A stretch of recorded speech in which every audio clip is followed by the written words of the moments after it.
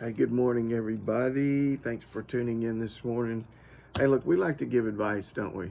We like to counsel people. If people would just listen to me, right? Uh, um, eh, that may not be the way that we say it, but just by nature, as humans, we are always full of advice for all of the people around us. We pretty much know everything that they're doing wrong and how they can fix their problems, even all the while we clearly have no idea how to fix our own problems, right? Because we're living in a mess.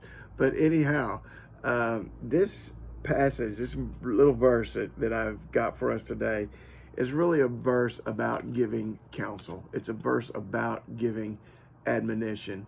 And since since it's a big part of what I do, and I know that most people tend to like to do this, I thought I'd share this verse with you. Paul writes in Romans 15:14, he says, I myself am confident concerning you, my brethren, that you also are full of goodness and filled with all knowledge, able also to admonish one another.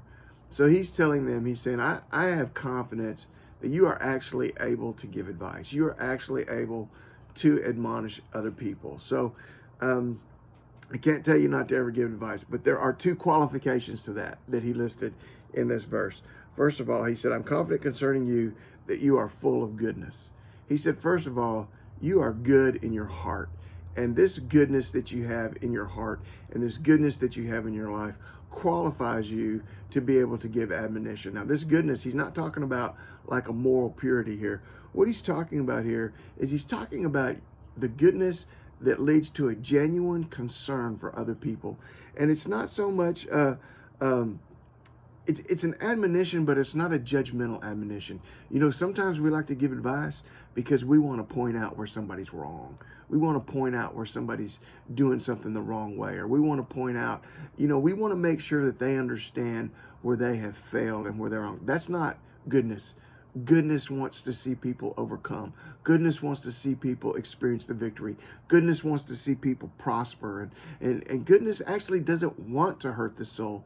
Goodness actually doesn't want to point out the wrong. What goodness wants to do is it wants to help you get it on the right track, and so that you can overcome.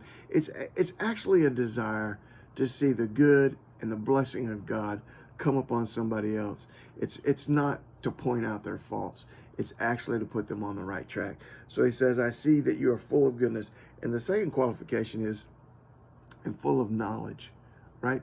Now, look, we think we know everything about everything, but the truth is we don't.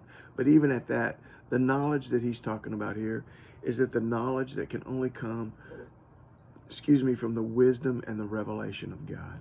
That when I am walking with God and when I am in tune with God, and when my heart is close to God, and I can see the way God sees, I can hear the way God hears, and I can feel in my heart the way that God feels toward other people. When God can give me his spirit of wisdom and revelation, when God can give me his knowledge and put what his desire is inside of my heart, and will put what his feelings are inside of me, that's when I can begin to approach somebody else with some counsel or giving advice. So I'm confident concerning you that you are full of goodness and you are filled with all knowledge, and you are able to admonish one another. So before you go giving advice today to somebody, make sure first and foremost you have their best interest at heart.